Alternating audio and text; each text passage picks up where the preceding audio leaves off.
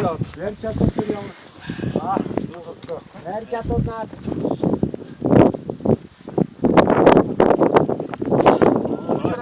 сая одоо Алтан сумын Алтан гац баг дээр бас тарилга явагдаж байгаа айл өрхүүдээр орж за вакцинжуулалтын үйл ажиллагаатай танилцж малчид хэрэгэд за тухайн бүсэд ажиллаж байгаа малын эмч нарт бол зөвлөгөө өгч ажиллаа. Тэгэхээр одоо бид Алтан сумын барлаг баг дээр хүрэлцэн ирээд байна. За сая ингээд явах хугацаанд ер нь айлууд дээр ямар хүндрэл бэрхшээл тулгамдж байна. Бас зарим хүмүүсийн хэлж байгаагаар бол вакциныг нөгөө шууд мах сүгийг хэрэглэнэ гэдэг зүйл дээр бас жоохон эргэлзээтэй байна. Энэ дээр зарим малчид бол бас янз бүрийн санал гаргаж байна шүү дээ. Тэгэхээр таны өдөр нь ямар мэрэгжил мэдээлэл арга зүйн зөвлөгөө өгсөн бэ? Тэгэхээр бас яг яагаад нэг хоногтой гэж байгаа тэрийг яг мэрэгжлийн талаас нь тайлбарлаж өгөх.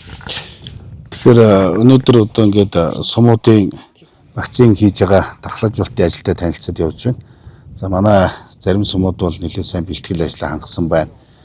За сумууд бол одоо зохион байгуулалтын асуудлуудаар бас сайн хийсэн байна. Гэхдээ гэдэж одоо бас зарим зохион байгуулалт за тэгээд малчдад өгөх мэдээлэл за тэгээд одоо бас нөгөө тарилгын вакцинтай холбоотой өвчлөлтэй холбоотой асуудлуудаар бас мэдээлэл дутмаг байна. Тэгээд энэтэй холбогдуулаад ер нь бол энэ зохион байгуулалтын асуудал дээр бас жоох анхаармаар байна. Ярилдангуяа манай Алтан сумын одоо онцгой комиссийн бас ард иргэдтэй бас зөвхөн ойлголт өгөх хэрэгтэй байна. За Алтан сум бол өөрөөсөө одоо нарийн гэдэг газар халдвар гарцсан. Халдвар гарснаас одоо хязгаарлалтын бүсд байгаа. Тэгээ эрүүл бүсд байгаа одоо айл өрхүүдтэй бас аль биесээр ингэж явж энэ өвчний талаар хор уршигын талаар мэдээлэх юм заашгүй шаардлага гарч байна. За дараагийн асуудал энэ малчид иргэд одоо вакцинтай холбоотой асуудлаар бас нэлээд мэдээлэл буруу зүрх ойлголт авсан байна. Ер нь бол 21 хоногийн хугацаанд одоо мах сүгийг хэрэглэхгүй байх.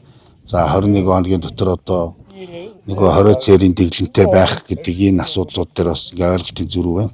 Тэгэхээр энэ дээр бол ер нь мах сүг бол бид нар бол одоо үйлдвэрлэгч улсаас өгч байгаа зааврыг бол бид нар бол хатуу барьж одоо мөрдөх ёстой. Ер нь бол үйлдвэрлэгчээс өгсөн заавар дээр бол одоо мах сүг бол одоо хоригдсон зүйл бол байхгүй. Тийм учраас тэр мэдээллийг бол би одоо олон нийт хэвлэл мэдээллээр өгсөн. Тэрийг бол яг одоо малчид өөрсдөө бол одоо за чиний өгч байгаа мэдээлэл чинь бол одоо тийм юм гэж юу байх вэ? 2-3 хоног дор хаяж байх хэрэгтэй. Дор хаяж одоо 14 хоногс байх хэрэгтэй ч гэдэм үү.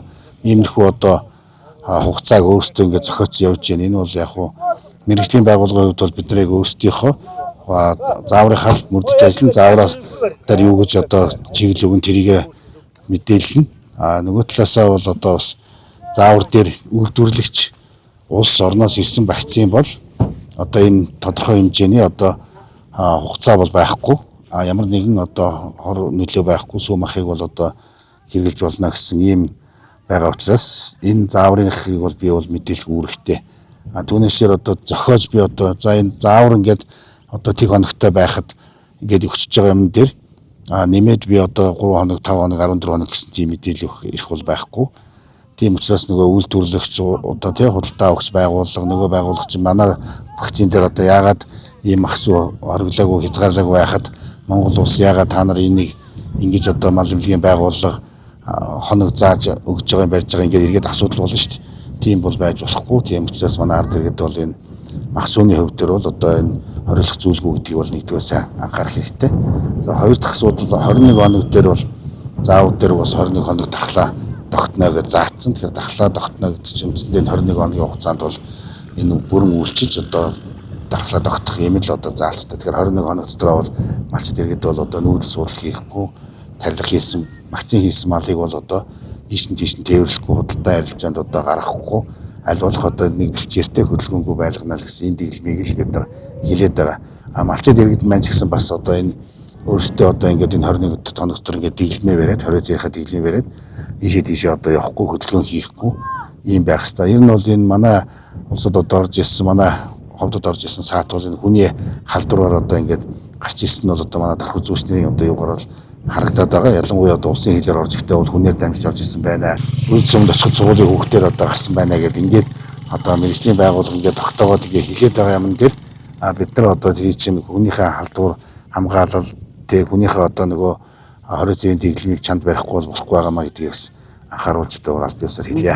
Газар дээр нь ажиллаад явж байхад те малын эмч мэрэгчлэтнүүдийн хүрэлцээ дутмаг гэдээ бас асуудлууд байх шиг байна л да. Энэ вакциныг одоо хийж явах хугацаанд бас манай малчтын одоо үүрэг оролцоо маш чухал байх хэрэгтэй.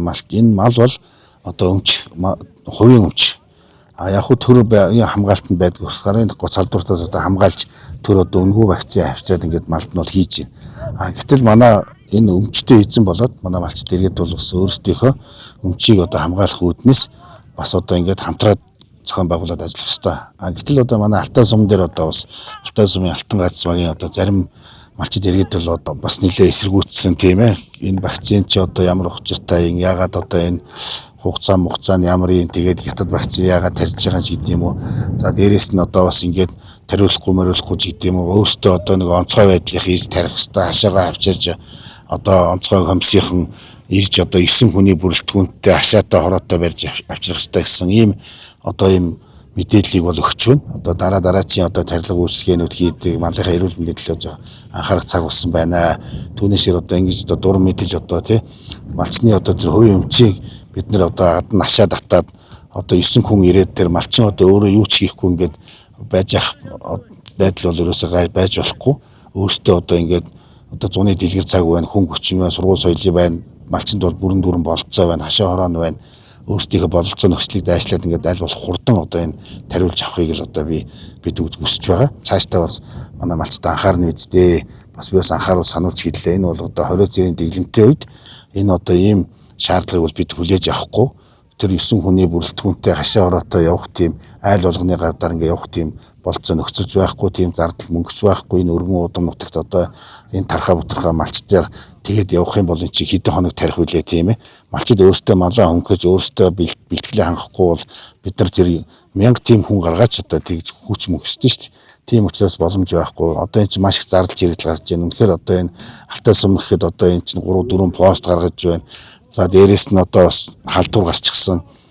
Голомтонд одоо бүсд хүмүүс ажиллаж байна. За аймагаас бид нар одоо эмч ажиллуулж байна. Ингээд тал бүрээсээ л бид нар одоо энэ ажлуудыг зохион байгуулж байна. Энийг бол одоо манай Алтан гац багийн малчдаас ойлгосоо гэж бодчих.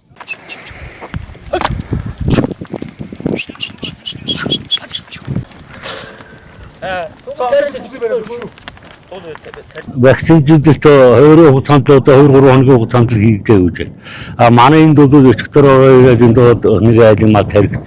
Одоо энэ манай сүүрийн 70 гаруй өхөр байна. Үүнийг вакцинжуулаад дараа нэг 4 рүүгээ боог байгаа. Түүнийг вакцинжуулж. Вакцинжуулалтын үед ажиллагаа би сая өгч яана гэж үзэж байна. Мал сүргийг эрүүлжүүлэх үед ажиллагаанд бол одоо хүчин зүтгэж аймгийн төвөөс аймгийн мал эмнэлэг гэж одоо ингэж сайхан үйлчилж байгаа юмуд одоо бүчин сэтгэлээс баярлж байна. Энэ саад нэг вакциныг одоо авч ирж энэ мал сүргийг эрүүлжүүлэх талаар одоо ингэж хийж байгаа юмуд нь одоо бүр студент баярлж байна. Хожим нь одоо энэ мал сүргийг одоо янз бүрийн шүлгийн өвчнөр одоо устгах байхаа үйл ажиллагаа явагдвал одоо малчин ард юм амьдрал ахуйгаараа огно. Мал сүрэг маань одоо устж алга болно.